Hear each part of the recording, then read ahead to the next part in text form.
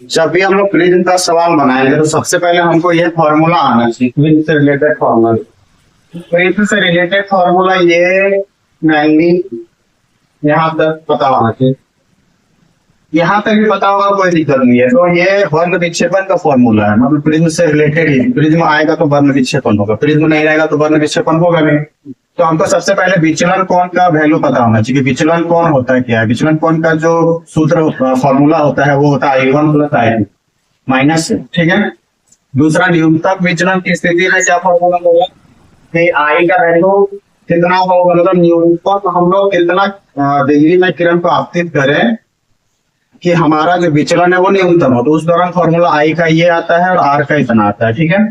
अगर अपवर्तनांक के साथ रिलेशन I और R का पूछे तो अपवर्तनांक के साथ रिलेशन I और R का फॉर्मूला होगा।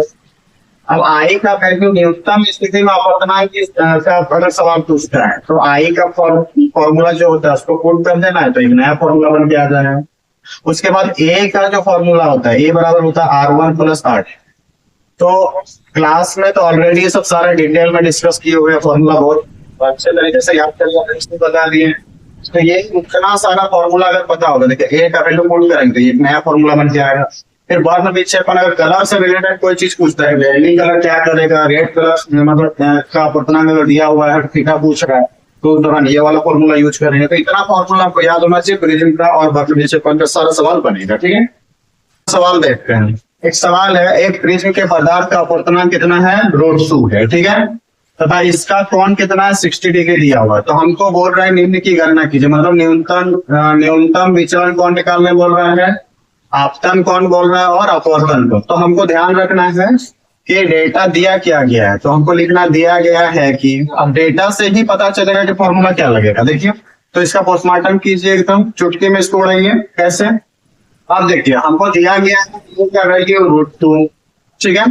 बोल रहा है कि एक प्रिज्म का पदार्थ का अपवर्तनांक, तो पहले प्रिज्म बना दीजिए। सबसे पहला सवाल में यही करना है कि बना लीजिए डायग्राम, कॉन्सेप्ट एकदम अच्छा से समझाए हैं मक्खन जैसा। तो अभी देखिए बोला कि इसका अपवर्तनांक दे दिया है √2, उसके बाद बोला कि इस तथा इसका कोण 60 डिग्री है।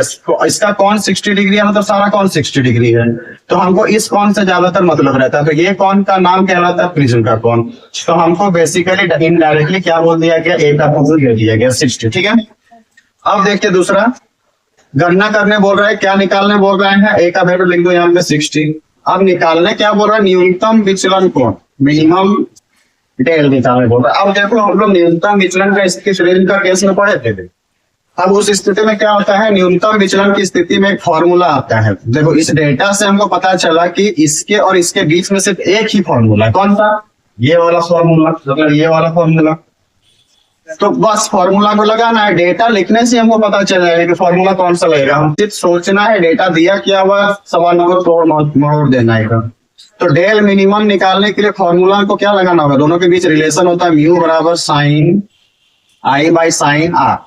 तो मिनिमम का केस में I का वैल्यू देखिए इतना आता है और R इतना आता है। तो I का वैल्यू को पुट करेंगे तो एक नया फॉर्मूला जनरेट हो जाता है जिसको हम लोग बोलते हैं A प्लस डेल मिनिमम बटे 2, ठीक है। और साइन A बाई 2 क्या है, इसमें दम है, सवाल में कुछ भी दम नहीं है, सिर्फ डराता है।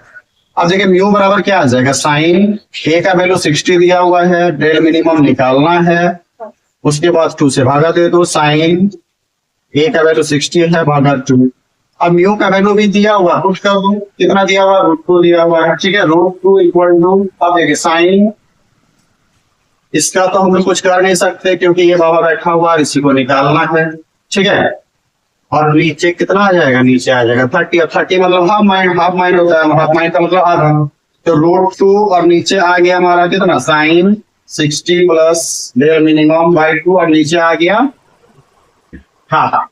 आपको अगर इधर करेंगे तो कितना होगा, देखिए √2 का मतलब होता है √2 इंटू √2 को 2 बार गुना करेंगे तो 2 आता है। तो हम यहाँ पे दिमाग लगा के क्या कर देना, कटिंग कर देना, 1/2 इधर कर दो, उसके बाद डेल मिनिमम बराबर sine A plus del minimum बटे 2, ठीक है। अब √2 इसके बदले में हम लोग क्या √2 नहीं लिख सकते हैं, तो एक √2 का तो 1/√2 बचेगा। अब जब 1/√2 बचेगा तो क्या करना, देखिए मार्क्स के सवाल इसके लिए आपका दबा के नंबर आएगा।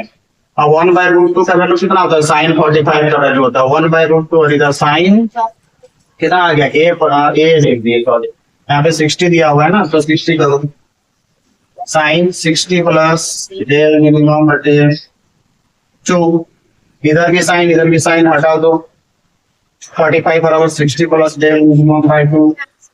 अब देखिए इसको इधर करेंगे तो 90 हो जाएगा, 60 प्लस डेल मिनिमम। थोड़ा सा हम लोग स्पीड चल रहे हैं, आप लोग को दिमाग लगाना है, क्योंकि बच्चा वाला काम बता के फायदा नहीं है। डेल मिनिमम का डायरेक्ट वैल्यू बताइए कितना हो जाएगा, डेल मिनिमम बराबर हो जाएगा, तो देखिए हमारा आंसर आ गया 30। ठीक, तो क्या सवाल में दम है, कुछ भी दम नहीं है। अब देखिए ए नंबर का सवाल का सॉल्यूशन हमारा आ गया। क्या बी का आया है, आई हमको निकालने बोला, आपतन कोण मतलब आई निकालना और अपवर्तन कोण आर निकालना। तो मिनिमम न्यूनतम विचलन का स्थिति में आई क्या होगा और आर क्या होगा। तो जनरल से एक नॉर्मल फॉर्मूला है, देखिए यही वाला फॉर्मूला है आई, और यही वाला आर का फॉर्मूला है, बस पुट करो आंसर आ जाएगा। अब देखो इसको कैसे 5 मिनट में सॉल्व करना है, ठीक है। तो देखिए आई का फॉर्मूला हम लोग क्या जानते हैं, आपतन कोण निकालना है, बी नंबर में आपतन कोण निकालना है। तो आपतन कोण निकालना है तो आई बराबर हम लोग मिनिमम का केस में क्या जानते हैं, ए प्लस डेल मिनिमम बटे 2। तो ए मेरा आ गया 60, डेल मिनिमम अभी निकाले 30 और 2, तो 45 आंसर हमारा आई का आ गया 1 सेकंड में। सी नंबर देखो पूछा क्या, अपवर्तन कोण, तो क्या होता है इसमें अपवर्तन कोण का फॉर्मूला क्या होता है, आर बराबर मिनिमम विचलन का स्थिति में क्या होता है a/2, तो r बराबर a/2, a है 60/2, तो r का वैल्यू आ गया 30। तो सवाल को चुटकी में उड़ाना है, न्यूमेरिकल से डरना नहीं है। न्यूमेरिकल इजी होता है, सिर्फ हम लोग को फॉर्मूला पता नहीं होता। फॉर्मूला अगर आपको पता है तो न्यूमेरिकल आप उड़ा सकते। बनाइए सवाल है, संभव कांच प्रिज्म पर आपतित होने वाली प्रकाश किरण प्रिज्म के अंदर उसके आधार के समांतर चलती है, इस किरण के लिए आपतन कोण ज्ञात कीजिए। तो देखो सवाल क्या बोला है, हमको निकालना है इसमें आपतन कोण। आपतन कोण मतलब क्या होता है, तो देखो सवाल में बोला गया है कि हमको निकालना है आपतन कोण। तो आपतन कोण का मतलब क्या निकालना है, आई निकालना है, समझ में आ रहा है। अब देखो इसमें दिया क्या हुआ है कि समबाहु त्रिभुज है, जो क्या है कांच का बना हुआ है, इसका अपवर्तनांक का वैल्यू दिया हुआ है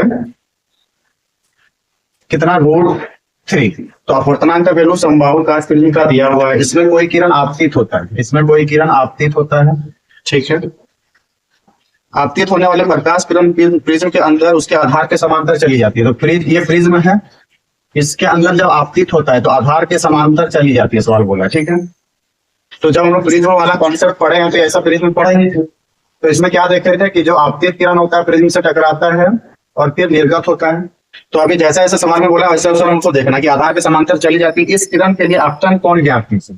तो इस किरण का आपतन कोण ज्ञात करना, अगर हमको आपतन कोण चाहिए तो अभिलंब डालना पड़ेगा, तभी आपतन कोण के बारे में आइडिया लग पाएगा, क्योंकि आपतन कोण अभिलंब और आपतित किरण के बीच बनता है। ये मेरा आपतित किरण, ठीक है। तो ये क्या बन गया आपतन कोण, तो आई का मान निकालना है, ठीक है। तो अभी देखो हम लोग को फॉर्मूला पता है, म्यू और आई के बीच का रिलेशन का फॉर्मूला क्या पता है, हम लोग को पता है कि म्यू बराबर होता है sine I upon sine R. तो इसका मतलब आर भी पता होना चाहिए। तो इसके अब तो ये वाला जो रेखा है इसमें एक परपेंडिकुलर डालते हैं, तो उसी को अभिलंब बोलते हैं। तो ये परपेंडिकुलर डाल दिए, ठीक है।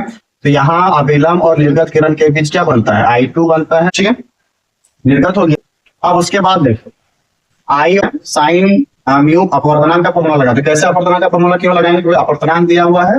तो अब देखो म्यू बराबर कितना दिया है, √3 साइन आई और साइन आर के बारे में कुछ भी आइडिया हमको नहीं दिया है क्या, तो हमको कुछ भी आइडिया दिया नहीं है इसमें, ठीक है। तो अब देखो समबाहु त्रिभुज बोला है, तो इसका मतलब खुद बोल दिया सवाल कि हमारा जो ये वाला कोण है कितना होगा 60। इसी को प्रिज्म का कोण भी बोलते हैं। तो अभी प्रिज्म का कोण का हमको उतना जरूरत नहीं है, सिर्फ 60 डिग्री होता है, ये जानकारी जरूरी है। तो ये 60 होगा। अब देखो कहीं ये मान लो इसका ABC नाम रखते हैं, तो मान लो ये AB लाइन है और इसमें अभिलंब डाल लेना, ऐसे करते हैं। तो जहां पे अभिलंब डालेंगे वो 90 बन रहा होगा ना, इसका मतलब वही है। तो इसका मतलब यहाँ पे कितना कोण बन रहा होगा, यहाँ पे 90 बन रहा होगा। तो अब देखो ये वाला त्रिभुज देखो, ये 60 है। समबाहु त्रिभुज का गुण क्या होता है, सभी भुजाएं 60 होगा। अब टोटल हमको पता है कि 90 होगा, यहां से लेके यहां तक के बीच में, ठीक है। तो अगर ये यहां से लेके यहां तक के बीच में कोण 90 हो, ठीक है। तो अगर ये 60 है तो ये कितना बचेगा, 30 बचेगा। इसका मतलब ये कोण 30 है, ठीक है।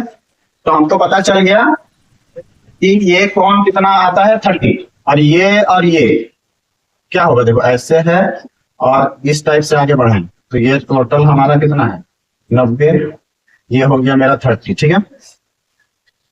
तो अभी 30 के बारे में आइडिया लग गया कि यहाँ 30 कैसे हुआ। अब देखो ये हमारा ए बी लाइन है, लाइन को ले ली, इस पे अभिलंब डाल रहे हैं, ठीक है। अभी इसको रफ करते हैं, तो अभिलंब अगर डालते हैं तो मतलब 90 डिग्री हर जगह बनेगा, यहाँ भी, यहाँ भी, यहाँ भी और यहाँ। तो अभी देखो हमको दिमाग क्या लगाना है,